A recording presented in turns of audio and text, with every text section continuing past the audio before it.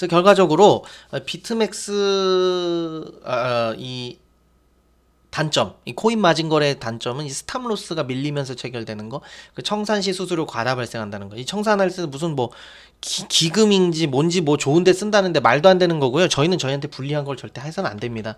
이 우리한테 아무리 유리한 걸 한들 이 마진 거래 사이트에서 발생하는 수익은 그야말로 살인적이고 그 사람들이 버는 거는 정말 우리한테 정말 우리들이 그 투기심을 이용해서 돈을 버는 거죠, 사실은. 제가 이렇게 얘기를 했습니다. 근데 이제 장점이 굉장히 많아요. 뭐냐면 거래세가 없습니다. 그리고 지정가 매매 시에는 오히려 수수료를 받을 수 있습니다. 두 번째, 365일 가동이 돼요. 세 번째, 24시간 가동이 됩니다. 네 번째, 양방향 베팅이 되고요. 다섯 번째, 레버리지를 극대화시킬 수 있어요. 주식은 뭐죠? 레버리지도 못 써요. 자, 주식에서 어떻습니까? 주식에서 레버리지를 쓰려고 하면은 스탁론이니 신용미수니 3일 안에 갚아야 된다느니 스탁론은 스탁론 이자에다가 3배밖에 못 써요. 왜 그런 말도 안 되는 걸 하고 있냐라는 거예요. 여러분들이 자 이거 생각해 보셔야 돼요. 주식은 기본적으로요. 중장기 투자가 좋습니다. 단기 투자로 가더라도 수익 매매 2주 3주 이상 끌고 가야 좋은 거예요. 왜냐면 기업의 가치를 분석할 수 있다. 즉 기업 가치라는 그 툴이 그 기업 가치에 대해서 분석할 수 있는 그 툴이 주어진 거잖아요. 그럼 그 툴을 활용한다면 기업의 가치라는 거는 중장기적으로 반영되는 거예요, 주가에. 그쵸? 단기적으로 보더라도 2, 3주는 지나야 반영이 된다는 거예요. 왜냐면 효율적 시장 이론이 작동하기 때문입니다. 비효율적 시장 이론에 근거해서 투자할 수 있어서 수익을 극대화할 수 있는 게 주식 투자잖아요. 왜? 기업 가치를 분석했는데 이게 원래 10,000원짜리야. 근데 이게 5,000원이야. 근데 효율적 시장 이론이 작용됐기 때문에 단기적으로는 그러니까 효율적 시장 이론이 작동한다라는 거예요.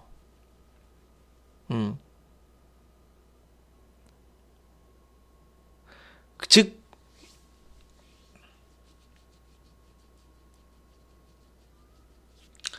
단기 투자를 하면서 가치를 따진다는 건 웃기는 얘기라는 거죠. 초단기 투자를 하는데 가치가 뭐 필요 있습니까? 차트상 사람의 심리를 보는 거죠. 근데 그 차트 매매도 확률이 낮으니까 지정가를 받으면서 매매를 해야 된다는 거죠. 그 지정가 수수료가 일종의 긴 시간 지평으로 봤을 때 안전 마진이 될 수 있다는 겁니다.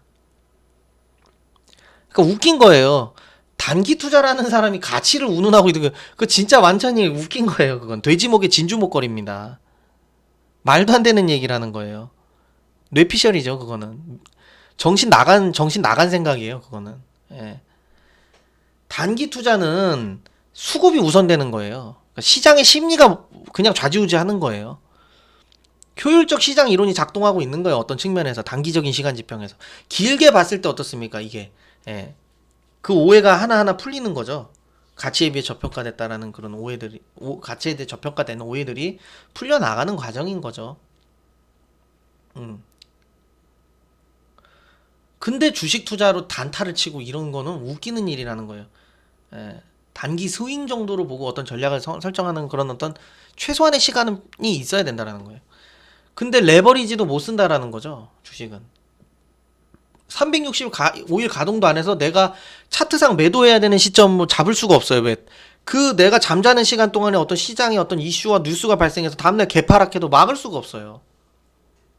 근데 차트 보고 있어요, 주식으로. 웃기다는 거죠, 그거는. 아니면 이제 장이 끝나기 전에 포지션을 청산한다라 그러면 좀 뭐 얘기가 되겠지만 샀다 팔았다. 아침에 사가지고 장 종료에 팔았다. 6시간 걸려서 뭐 팔았다. 근데 수수료가 0.5%가 발생한다. 매매 수수료까지 하면은 0.55 정도 발생한다라고 하면 살인적인 거예요. 한 달이면 15%입니다. 1년이면 15 곱하기 365 해보세요. 네. 하루에 데이 트레이딩 한다고 볼게요. 스캘핑처럼 뭐 시간마다 안 쳐도 5475 5475% 수수료가 발생해요. 여러분들이 이런 수익 이상 벌 수 있다고요? 불가능이라는 거죠. 아, 제가 좀 잘못 얘기했네. 0.5죠. 0.55죠. 0.5 곱하기 365. 수수료가 200%가 발생하는 거예요. 원금에. 1,000만 원으로 투자해서 1년 있다가 그런 데이 트레이딩을 해서 200% 이상은 벌어야 된다는 게 불가능하다는 거예요. 즉, 주식 투자하실 때는 장기 투자 하셔야 된다는 거예요. 아니 근데 내가 트레이딩 차트에 자신 있으면은 코인 마진 거래 사이트나 마진 거래를 하셔야죠. 레버리지 써가지고 해야 되는 거죠. 기업의 가치를 단기적 시간 지평에 갖다 대는 안 된다라는 거예요. 효율적 시장 이론이 작동하기 때문에. 자, 이런 말씀을 드리고요. 예. 그래서 우리는 투자를 할 때 뭐가 뭔지 이게 똥인지 된장인지 이거 구분을 하고서 접근을 해야 된다는 겁니다. 그 제대로 알아보지도 않고 그냥 뭐 자랑하고 이러면은 파산밖에 없는 거예요. 자, 이런 부분 말씀드리겠습니다. 그래서 양방향으로 베팅할 수 있다. 그렇게 포지션을 내가 업사이드든 다운사이드는 다 잡아갈 수 있다라는 측면은, 그리고 24시간 가동할 수 있다라는 거. 그리고 레버리지를 쓸 수 있다는 거. 그리고 거래세가 없기 때문에 지정가 매매 시에는 수수료를 받을 수 있다는 거.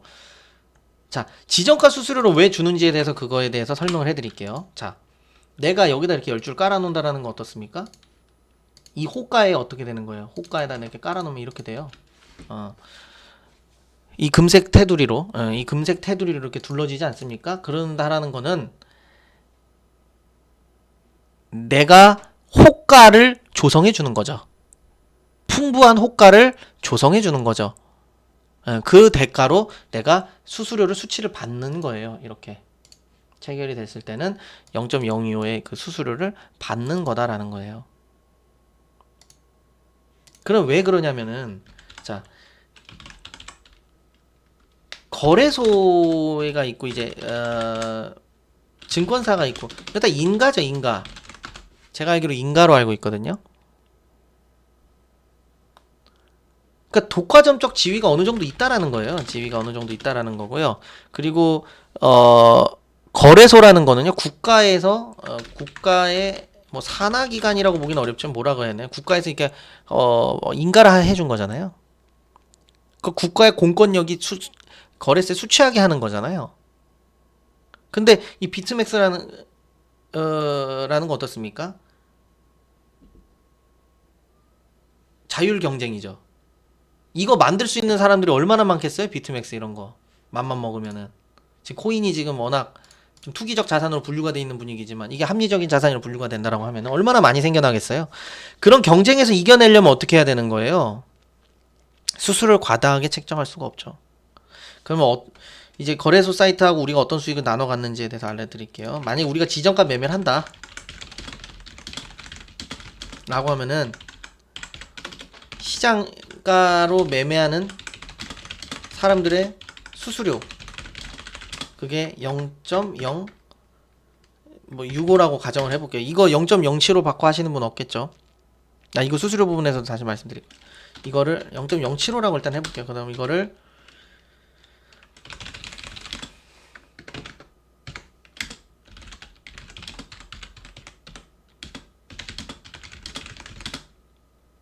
자, 이런 구조라는 거예요. 그러니까 제가 아까 여기서도 설명을 드렸죠. 시장가로 내가 산다는 거, 여기서 10주를 그냥 이렇게 시장가 사는 거예요. 그럼 아까 1050에서 1060으로 불어놨죠. 시장가로 사게 되면은 여기 이렇게 수수료를 떼가요. 저는 이제 그 수수료 할인 사이트에서 가입을 해서 했기 때문에 그렇지만 0.067로 수수료 떼간다는 겁니다. 그럼 그 수수료를 어떻게 나눠 갖는다는 거예요? 예. 비트맥스에서 한 우리한테 0.025 주고 0.04죠. 그 정도를 비트맥스가 가져간다라는 거예요. 이렇게 돈을 버는 겁니다. 근데 비트맥스는 그런 개념이 있죠. 뭐 아무리 힘들어도 얘네는 그 뭐 청산당하거나 이런 개념이 아니라 그냥 수수료 그대로 받아먹는 거기 때문에 말도 안 돼. 얘네들한테 훨씬 유리한 구조죠. 제가 아까도 말씀드린 것 같은데 세상에서 가장 불로소득으로 정말 얄밉게 돈을 버는 게 좀 보험업하고 이거예요.